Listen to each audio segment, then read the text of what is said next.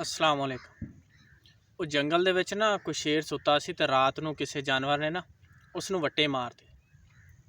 ਉਹ ਸਵੇਰ ਹੋਈ ਤੇ ਉਹ ਜਾਨਵਰ ਨੂੰ ਲੱਭਣ ਨਿਕਲਿਆ। ਲੱਭਦਿਆਂ ਨਾ ਤੇ ਅੱਗੋਂ ਇੱਕ ਬਾਂਦਰ ਮਿਲਿਆ।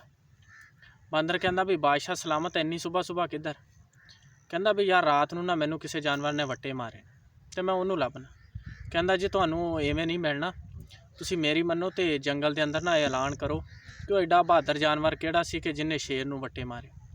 ਇੱਕ ਵਾਰੀ ਮੇਰੇ ਸਾਹਮਣੇ ਆ ਕੇ ਇਹ ਕਹਿ ਦੇਵੇ ਕਿ ਵੱਟੇ ਮੈਂ ਮਾਰੇ ਨੇ, ਮੈਂ ਉਸ ਨੂੰ ਜੰਗਲ ਦੀ ਬਾਦਸ਼ਾਹੀ ਦੇਵਾਂਗਾ।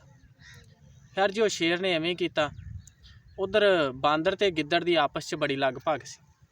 ਉਹ ਬਾਂਦਰ ਭੱਜਿਆ ਗਿੱਦੜ ਦੇ ਕੋਲ ਤੇ ਕਹਿੰਦਾ ਵੀ ਬਾਦਸ਼ਾਹ ਨੇ ਨਾ ਬਾਦਸ਼ਾਹੀ ਦੇਣ ਦਾ ਐਲਾਨ ਕੀਤਾ ਤੇ ਤੂੰ ਸਿਰਫ ਉਹਦੇ ਮੂੰਹ ਤੇ ਜਾ ਕੇ ਇਹ ਕਹਿਣਾ ਕਿ ਵੱਟੇ ਮੈਂ ਮਾਰੇ ਨੇ। ਖੈਰ ਜੀ ਉਹ ਗਿੱਦੜ ਨੂੰ ਤਿਆਰ ਕਰਕੇ ਨਾ ਲੈ ਜਾਂਦਾ ਤੇ ਗਿੱਦੜ ਜਾਂਦੇ ਹੀ ਕਹਿੰਦਾ ਸ਼ੇਰ ਨੂੰ ਵੀ ਇਹੋ ਜਿਹੇ ਵੱਟੇ ਮੈਂ ਮਾਰੇ ਨੇ। ਉਹ ਇੰਨਾ ਹੀ ਕਹਿਣਾ ਤੇ ਸ਼ੇਰ ਕਹਿੰਦਾ ਵੀ ਇਹਨੂੰ ਨਾ ਪੁੱਠਾ ਟੰਗ ਲਓ। ਪੁੱਠਾ ਟੰਗ ਕੇ ਨਾ ਸਾਰੇ ਜਾਨਵਰ ਇਹਦੀ ਪਿੱਠ ਤੇ ਕੋਈ 10-10 ਲਿੱਤਰ ਮਾਰੋ।